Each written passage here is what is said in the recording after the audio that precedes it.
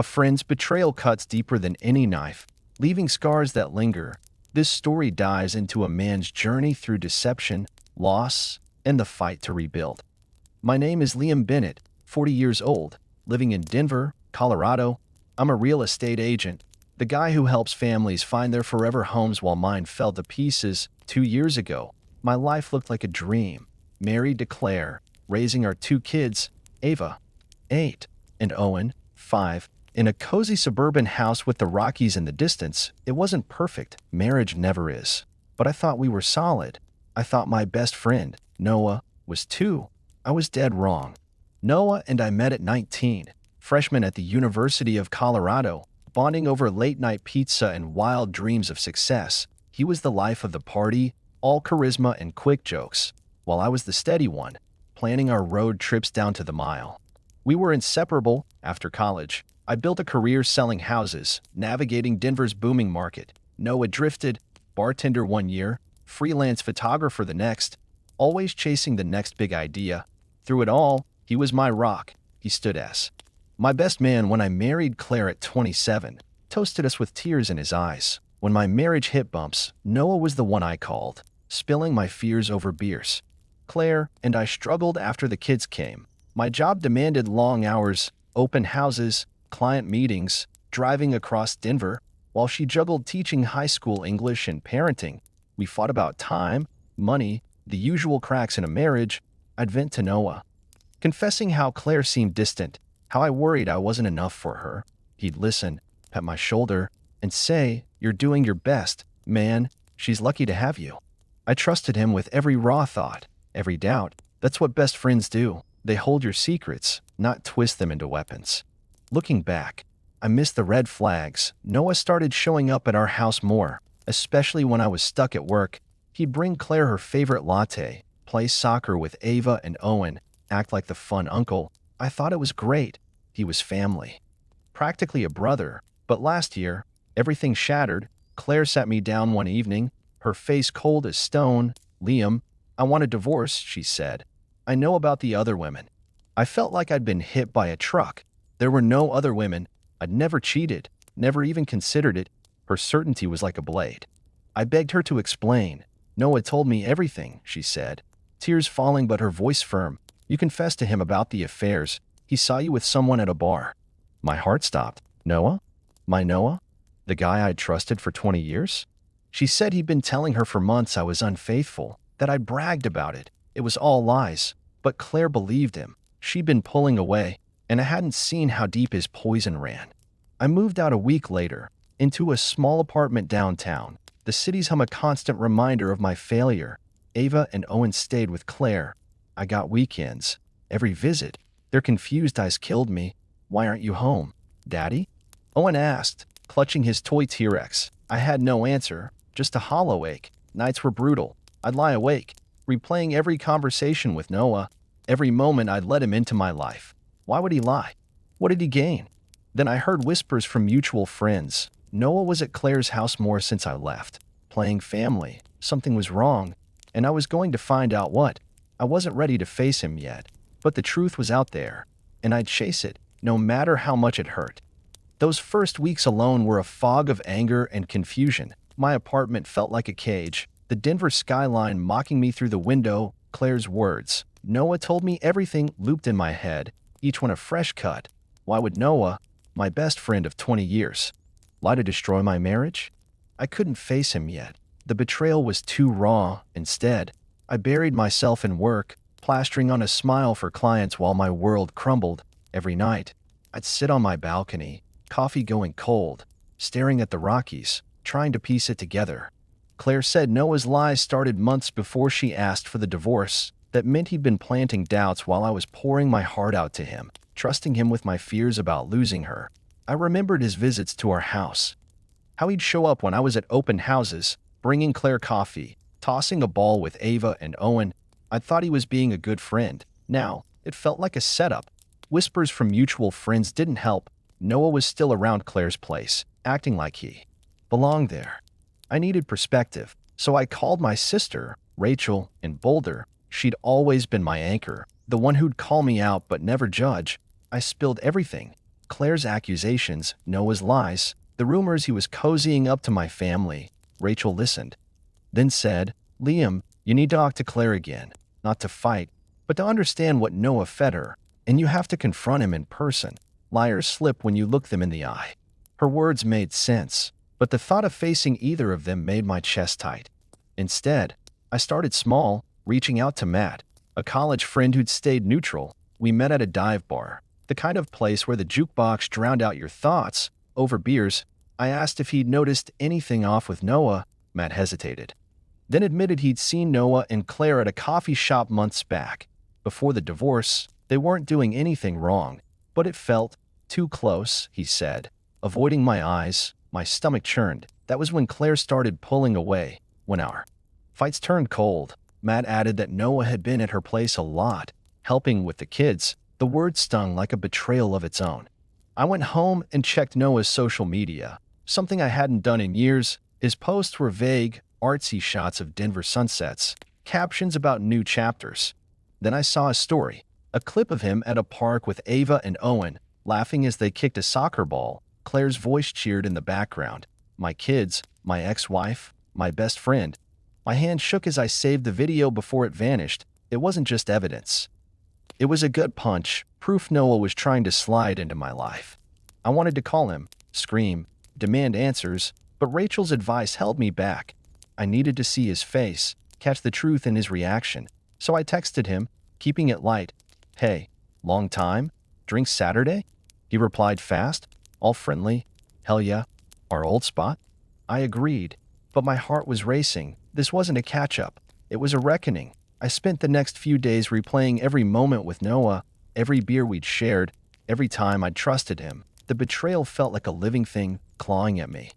But Ava and Owen were my reason to keep going. Their confused faces, their questions about why I wasn't home, drove me to find the truth. Noah had burned my marriage, but I wouldn't let him take my kids too. I'd face him, and whatever came next, I'd protect what mattered most. Saturday felt like a countdown to a fight I didn't want but couldn't avoid. Confronting Noah was all I could think about, but the idea of seeing his face, knowing what he'd done, made my stomach twist. I almost backed out, but Ava and Owen's faces kept me grounded. I had to do this for them, to understand why my best friend had torn my life apart. I got to our old bar in Capitol Hill early. The familiar smell of stale beer and wood polish hitting me like a memory. I grabbed a corner booth, ordered a whiskey, and waited, my hands fidgeting with the glass. Noah walked in, all easy charm, like nothing had changed. He wore a flannel, his grin as wide as ever, and slid into the booth like we were just two buddies catching up. "Man, it's been too long," he said, ordering a beer. "How you holding up?" His voice was so casual, it threw me. Did he really think I didn't know? I took a sip, steadying myself, and decided to cut through the act. "Not great," I said, locking eyes with him. "Claire and I are done. She thinks I cheated, said you told her." His smile flickered, just for a second, before he leaned back, playing concerned. "What? No way. Man, I'd never say that. You know me." He was good, but I'd come prepared. I pulled out my phone, opened the video of him with Ava and Owen at the park, and slid it across the table. "Then why are you playing dad with my kids?" My voice stayed low, but it shook with anger. Noah glanced at the screen. Owen laughing, Ava kicking a ball, Claire's voice in the background. His jaw tightened, but he pushed the phone back. "It's not what you think. I was just helping Claire. The kids miss you, and she's been struggling." His tone was smooth, rehearsed. I wasn't buying it. Helping. I snapped, louder than I meant. A few heads turned, but I didn't care. "You told her I was cheating. Noah, you made it up. Affairs, confessions, some bar story. Why?" He shook his head, still playing innocent. "She must have misunderstood. I never said that." But his eyes darted away, and I caught it. "Stop lying," I said, leaning in. "Matt saw you with Claire months ago, before the divorce. You were at her place all the time. What's your game? You want my family." My voice cracked, the hurt spilling out. Noah's face shifted, less charm, more edge. "You were never there, Liam," he said, voice low. "Always working, leaving her alone. She needed someone. I didn't plan it." But yeah, I care about her. It was like a punch to the chest. He didn't just lie to break us up. He wanted Claire. My best friend had been waiting for my marriage to crack so he could step in. I stood, tossing cash on the table. "We're done," I said, my voice cold. "Stay away from my kids." He called after me. "Liam, come on, let's talk." But I was already out the door, the cold Denver air hitting my face. I walked to my car, shaking, not from anger but from the weight of it all. 20 years of friendship, gone. He'd used my trust to steal my life. Driving home, I felt hollow but resolute. Noah was out of my life. But Claire needed to know the truth. Ava and Owen were my priority, and I'd protect them no matter what. I didn't know if Claire was part of Noah's plan or just a victim of his lies, but I had to find out. The kids deserved a dad who fought for them, and I wasn't going to let Noah's betrayal take that away. I'd face Claire next, and whatever came after, I'd deal with it, one painful step at a time. Walking away from Noah left me raw, like I'd ripped out a piece of myself. 20 years of memories, road trips, late-night talks, him standing by me at my wedding gone, tainted by his confession. "I care about her." The words burned, not just because he wanted Claire, but because he'd used my trust to get her. I spent the next few days in a daze, showing houses with a fake smile, my mind stuck on Ava and Owen. They didn't deserve to be caught in this mess. And I'd do anything to keep Noah's shadow from touching them. I knew I had to talk to Claire, not to fix our marriage that was over, but to make sure she saw Noah for what he was. I texted her, asking to meet at a coffee shop near her school, a neutral spot. Her reply was short: "Sunday, 10 a.m. It stung, that distance, but I got it. She thought I'd betrayed her first. Sunday morning, I got there early, grabbing a table by the window. The place buzzed with families, their laughter a stark contrast to the knot in my chest. Claire walked in, looking worn. Her eyes shadowed. She sat, arms crossed. "What do you want?" I took a deep breath. I didn't cheat. Claire. Never. Noah lied about the affairs, the bar, everything. He wanted us apart. I told her about Matt seeing them together, Noah's park video with the kids, our fight at the bar. He admitted he cares about you. I said, he wasn't helping. He was playing you. Claire stared out the window, her fingers tied around her coffee. "He said you bragged about other women," she murmured, "that he saw you at a bar. I believed him because you were gone so much. Liam, I felt alone." Her words hit hard. I hadn't been perfect. My long hours had left gaps Noah exploited. "I'm sorry I wasn't there enough," I said. "But Noah used that. He's not your friend." She looked at me, searching my face. "I need to think," she said, standing. "This doesn't change us, but I'll keep him away from the kids until I sort it out." It wasn't a victory, but it was enough. She left, and I felt a flicker of hope. I called my lawyer, Jen. The next day, she'd handled the divorce and knew the stakes. "Document everything," she said. "The video, texts, anything showing Noah's influence. If he's near the kids, we can push for custody changes." I started saving it all, Noah's posts, old messages where he played loyal friend, even the video. If he tried anything, I'd be ready. It felt like arming myself for a war I didn't want. Weekends with Ava and Owen kept me sane. Ava's giggles as we baked cookies, Owen's obsession with dinosaur facts. It was my lifeline. But their questions hurt. "Why can't you and Mommy live together?" Ava asked once, her eyes big. I hugged her. "We love you and Owen, but we're better apart." It was the best I could do. I started noticing Claire was warmer during handoffs, less guarded. Maybe she was starting to see Noah's lies, but I didn't push. My focus was the kids. Nights were still hard. I'd lie awake, replaying Noah's betrayal, wondering how I'd missed it. A friend's deception cuts deeper than an enemy's because you let them in. Noah had been my brother, but he'd seen my marriage's cracks and pried them open. Still, I wasn't powerless. I had Ava and Owen, a job I was good at, a sister who had my back. I wasn't sure what Claire would do, but I knew one thing. Noah wasn't getting near my kids again. I'd fight for that, no matter what it took. Claire's promise to keep Noah away from the kids gave me a sliver of peace, but I stayed vigilant. His betrayal had left me paranoid, always expecting him to slink back with that easy grin. I threw myself into routine. Work, kids, repeat. Trying to rebuild something solid, co-parenting with Claire wasn't perfect, but we found a rhythm. We'd meet at parks or the library for handoffs, keeping things civil for Ava and Owen. One day, as the kids ran to a slide, Claire lingered. I talked to Noah. She said, eyes down, he admitted he stretched the truth about you. I'm sorry I believed him. Her words were a start, not a fix. Just keep him away from the kids, I said. She nodded, and I saw something new in her, a flicker of regret. I will, she said. It wasn't reconciliation, but it was a step toward trust, at least for co-parenting. I leaned on Jen, my lawyer, to strengthen the custody agreement. We added a clause limiting third-party contact, a shield against Noah. Jen warned he could still cause trouble, so I kept documenting every text, every vague post he made about starting over. I wasn't taking chances. Work became my escape. Helping clients find homes gave me purpose, a way to focus on others' futures instead of my past. But Ava and Owen were my heart. Weekends with them were everything, building pillow forts, watching Owen draw dinosaurs. Hearing Ava's stories about school, their smiles dulled the pain, but their questions lingered. Why don't you come home, Daddy? Owen asked, his T-Rex toy in hand.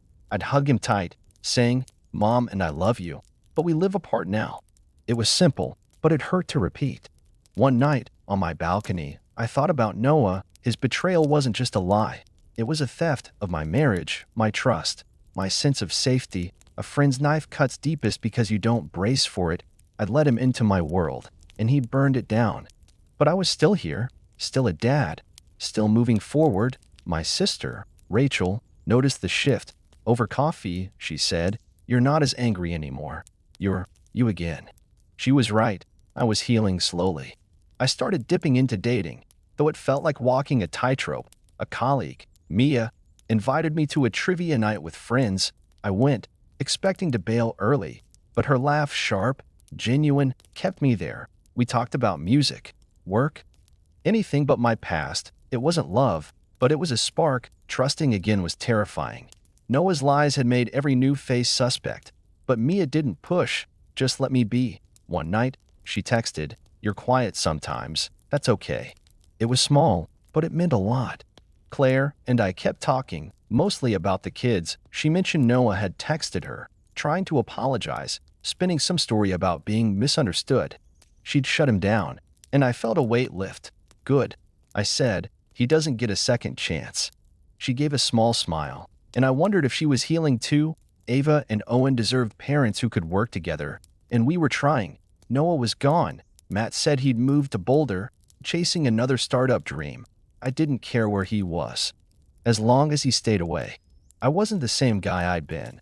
Noah's betrayal had changed me, made me wary, but it also showed me what I could survive. I had my kids, my work, a sister who'd always have my back. Dating Mia was a cautious step, but it felt like hope. I'd never forget how deep a friend's betrayal cuts, but I was learning to build again, for Ava, for Owen, for me.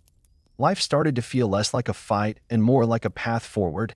Ava and Owen were my anchor, their laughter filling my weekends with joy that dulled the ache of Noah's betrayal. Co-parenting with Claire was smoother now. We'd meet at the park, exchange quick updates about the kids, and part ways without the old tension. She was keeping Noah out, and that was enough for me to trust her as a co-parent, if not a partner. But the scars of betrayal lingered, making every new step feel like a risk. I was trying with Mia, the colleague who'd pulled me into trivia nights. She was different, patient, with a quick wit and a love for hiking that matched Denver's vibe. One evening, she invited me to dinner at her place, just us. I almost said no. Dating felt like betraying the life I'd lost with Claire, but Ava's question, Daddy, are you happy? Pushed me to try. I showed up with wine, nerves jangling, but her warm apartment, full of books and plants, put me at ease. We talked over pasta, laughing about her bad cooking attempts and my vinyl collection. It was easy, until she asked about my divorce. I gave her the short version. My best friend lied to my ex, broke us up. She waited, sensing there was more, but I steered the conversation to safer ground. Opening up was hard.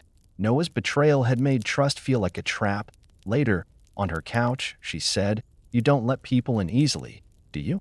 It wasn't a jab, just truth. Not anymore, I admitted. Someone I trusted burned me.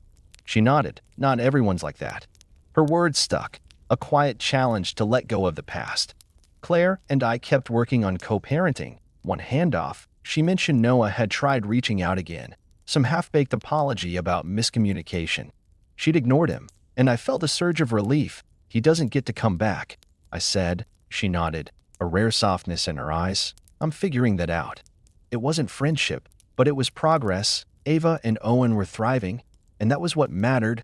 Owen's dinosaur drawings covered my fridge, and Ava's stories about school friends made me laugh. Their world felt steady, and I'd fight to keep it that way. I leaned on work to stay grounded, but I set boundaries. No more late nights that stole time from the kids. Rachel noticed the change. You're not carrying that anger anymore, she said over coffee. You're building something new.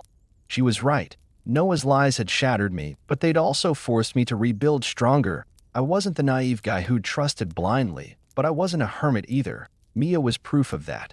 We started hiking together, short trails at first. Her teasing me for panting up hills. It wasn't serious, but it was something. Hope. Maybe. Noah was gone, at least from my life. Matt said he was in Boulder, chasing another startup fantasy. I didn't wish him ill, but I didn't care either. He'd lost more than I had. Claire saw through him, and I'd cut him out. My kids were my focus. Their laughter my fuel, but Mia's smile, her quiet patience, was starting to carve out a space too. Trust was still hard. Betrayal from a friend leaves a mark no enemy could.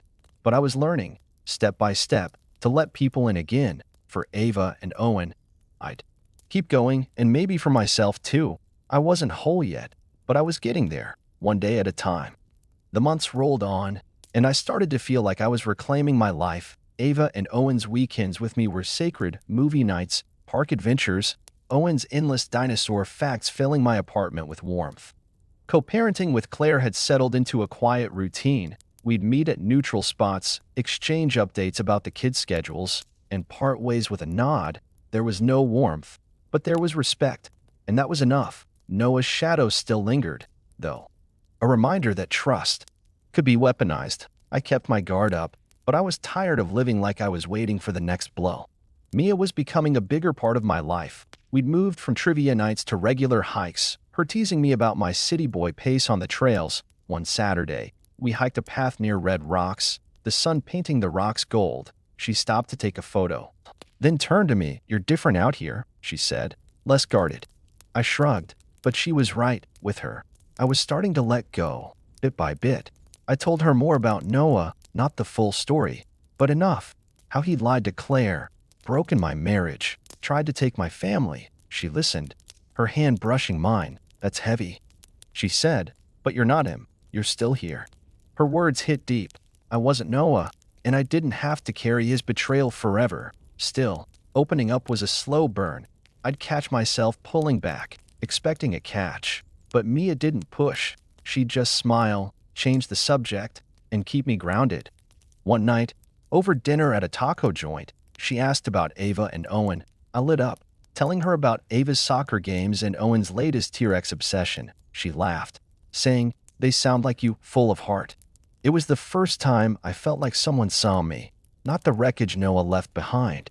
Claire and I had a breakthrough of sorts. During a handoff, Ava ran to me with a drawing she'd made, a family, with me and Claire on either side of her and Owen. It's us, she said, beaming. Claire's eyes softened, and later, she said, they're doing okay, Liam. We're doing okay.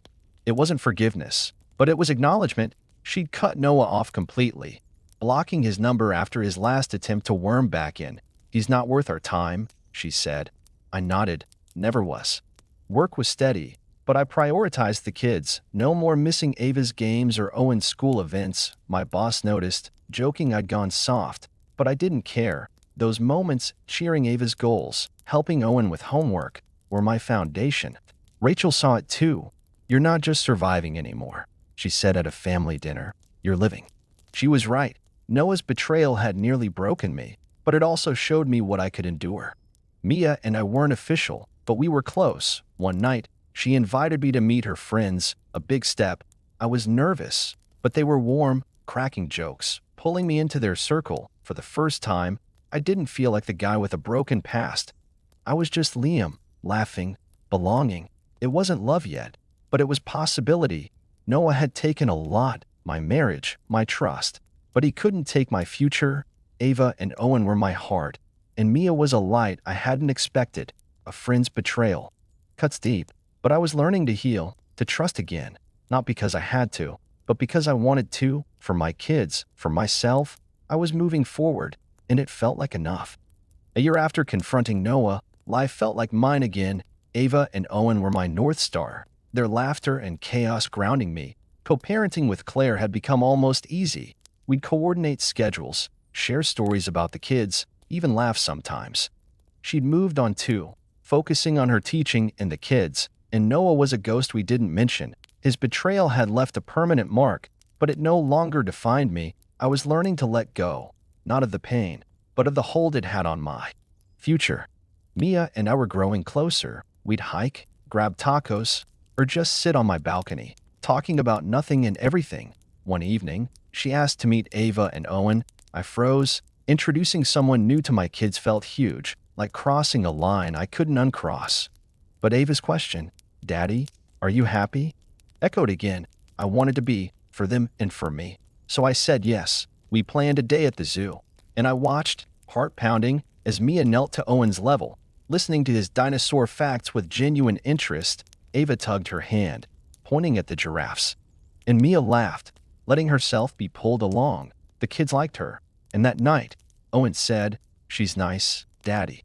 It was small, but it felt like a blessing. Claire noticed the change too. During a handoff, she said, "You seem lighter. The kids talk about you smiling more." I shrugged, but she was right. Mia wasn't a replacement for what I'd lost, but she was a new chapter. I told Claire about her, keeping it vague, and she just nodded. "I'm glad," she said. It wasn't approval, but it was peace, and that was more than I'd hoped for. I kept my guard up about Noah. Matt said he was still in Boulder, flopping on another startup, posting cryptic quotes online. I didn't check anymore. He was out of my life, but I stayed prepared, keeping records of his old messages, the park video. Just in case, Jen, my lawyer, said the custody agreement was ironclad, and Claire was sticking to it. Ava and Owen were safe, and that was what mattered. Work was thriving. I'd landed a big client, a family moving to Denver, and helping them find a home felt like a metaphor for my own journey. I was stricter about my hours now, making time for Ava's soccer games and Owen's school plays. Their joy was my fuel. One night, Ava drew a picture of us four, me, her, Owen, and Mia at the zoo. "Is she your girlfriend?" she asked, grinning. I laughed, ruffling her hair. "Maybe, kiddo." It was the first time I'd let myself imagine that future. Rachel invited me to Boulder for a family barbecue, and I brought Mia. She fit in effortlessly. Joking with my cousins, helping with dishes, Rachel pulled me aside, grinning. "She's good for you," she said. "Don't mess it up." I laughed, but her words stuck. Noah's betrayal had taught me how fragile trust is, how a friend's knife cuts deepest, but it also showed me my strength. I'd survived losing my marriage, my best friend, my old life. I wasn't that naive guy anymore. But I wasn't closed off either. Sitting with Mia later, watching the sunset, I felt something new. Hope, not just for me, but for us. Ava and Owen were my heart, and they were happy. Claire and I were okay. Better than okay. Noah was a lesson, a painful one, but I learned it. Trusting again was scary, but Mia's hand in mine, Ava's drawings, Owen's laughter, they were worth the risk. I was rebuilding, not just for my kids, but for the man I wanted to be. A friend's betrayal could break you, but it couldn't keep you down. Forever.